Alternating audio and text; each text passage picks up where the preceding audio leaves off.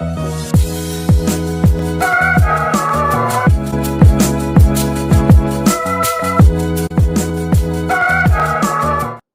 going on, people? Back with a bang. This is the Money Management, here to bring you guys another video today. Now, in this video, I'm going to give you guys some tips on how to deal with this market, because check this out. The S&P 500 fell again, and it's honestly quite ridiculous how this market is moving right now, because yes, the S&P 500 fell down. The markets were down, but the price action today was horrible. And so in this video, we're going to look at some stocks. We're also going to look at ways to deal with this market. I'm going to talk about my expectations for the near future. And then, of course, I'll touch on a couple of different things you guys can do to protect your funds during this period of time. So to begin with, I just want to kind of maybe briefly go through a couple of different articles just before we head into the charts today. So obviously, first I'm going to start with this one. As you can read, the S&P 500 falls for a fifth day, slips deeper into bear market territory ahead of Fed decision. So look, S&P 500 dropped 0.38% today. The Dow dropped 151 points, so that's 0.5%.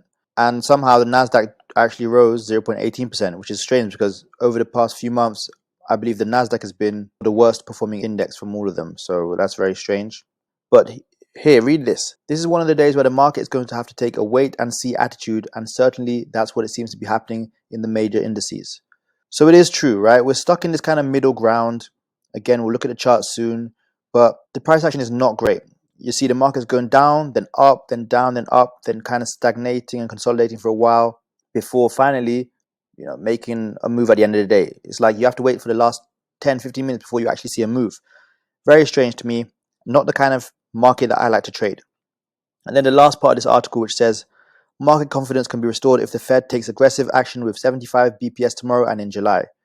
We're going to see what happens with the Fed tomorrow. They're going to make a decision in regards to inflation increases. I mean, it's just such a weird period of time where you're seeing issues with oil, gas prices just rising. You're seeing rent rise. I mean, we're still in a period of time where COVID exists.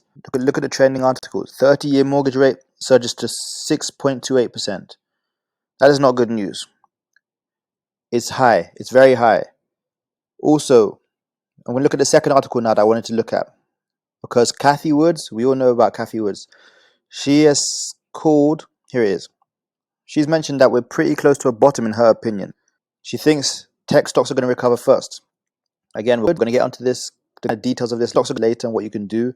But when you see those bits of news, your first reaction when you see those kind of news, those bits of news is probably, let me go and just read a bit more about it. So you can go onto websites like CNBC, look at tech, read a bit more. You can obviously go into TradingView and do what we usually do here on these videos and look at the chart, which is what I'm going to do right now. So tech, right? We know about tech. Companies like Nvidia, companies like AMD, those sort of companies. Here we go.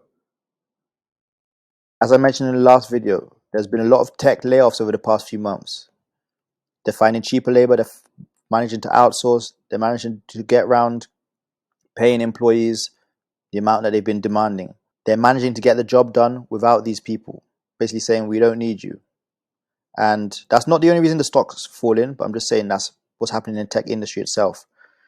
Look at AMD. It was at 164 in November. Look at the lows from previous years. March 2020, we're around $80, $81, close to where we are right now. That's 2 years and a few months ago. It's been a while since AMD was at these prices. So Cathie Woods thinks we're near the bottom. That is very possible. We can look at other stocks as well. Nvidia. There are many tech stocks out there. Many tech stocks out there. Nvidia is a stock that was $345 in November. Now it's at $158. It's almost half that price that it was at in November. I'm going to remind you again, when people make big statements like that, when big investors make those kind of statements, you can go and do your research. Google is a tech stock. Facebook is a tech stock. I mean, there are so many tech stocks. Dell is another one. HP, of course, is another one. Look at Dell, $47. Dell in February of this year was $61. Could we be nearing the bottom of tech? Possibly. Again, like I've said multiple times, these are the times where you can start buying into these companies. Okay, HP is not so bad, $44, whereas, well, actually, 2014 HP was a $114 stock. But I mean, there are loads of different tech stocks out there. You can go do your research. I mean, all you need to do is just jump onto Google, type tech stocks or something like that. We can look at the overall tech sector, which is a good idea. XLK. Here, you see a chart more like Nvidia and AMD, right? Check it out, $126 XLK. XLK was at 176 in December of last year. We're now at the lows we were at in March 2021, March last year. So in the past 12 months, obviously it's gone down. You're seeing a bad percentage return for tech stocks in the past 12 months, which is a good sign for us long-term investors. Again, you can buy in for the long term. So that's enough about tech. Now I want to move on to a couple of stocks which are in the S&P 500. So we're going to start with Apple, because I tried to get into Apple calls yesterday and I thought we were going to start pushing up, even if it was just slightly, because here's the weekly support, right here. I thought we would bounce on the weekly support, which we did not. We fell below the weekly support, which is a bad sign. $127 is my next price target, but this $131.69, $132 level is where it's having trouble and where it seems to be reversing at this point in time.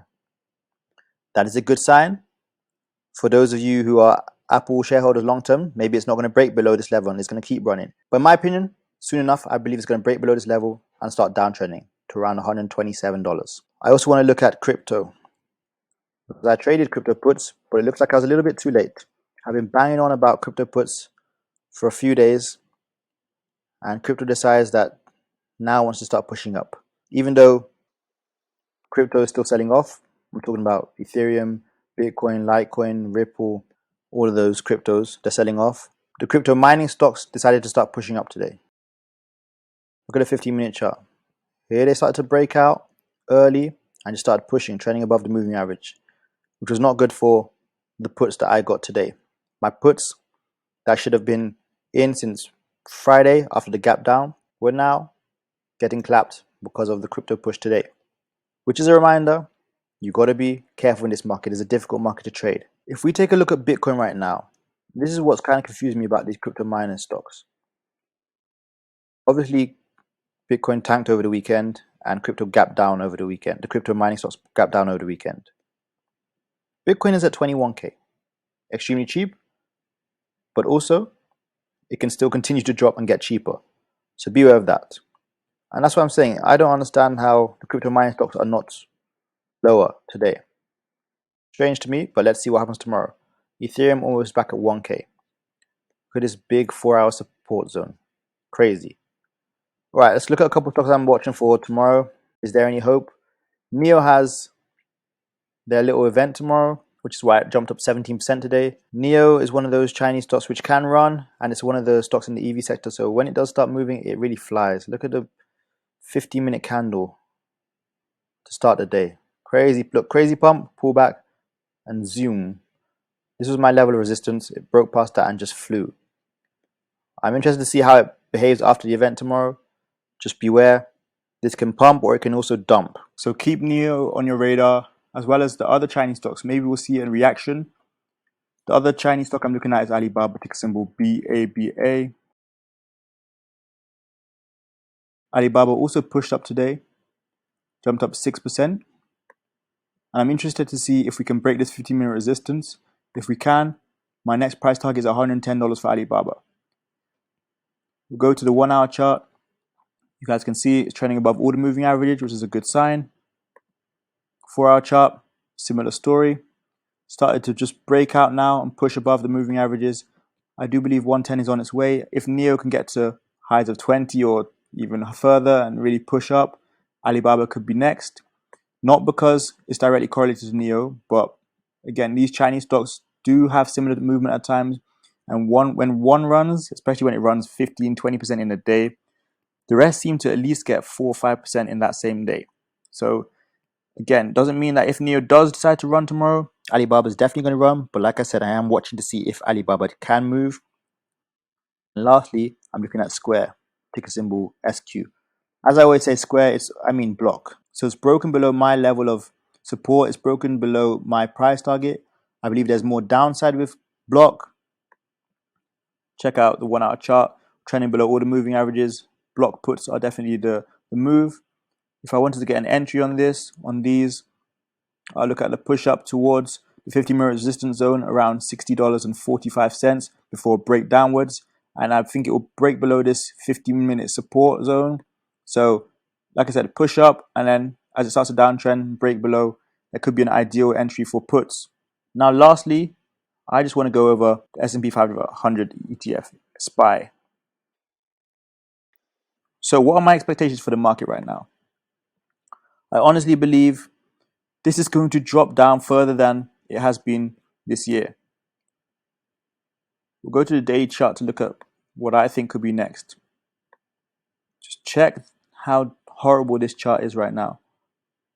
If we don't get a bounce anytime soon, we could be breaking down to, in fact, I don't even know where we could be breaking down to, but we could be breaking down pretty heavy. So these are the kind of zones I'll be looking out for. 367.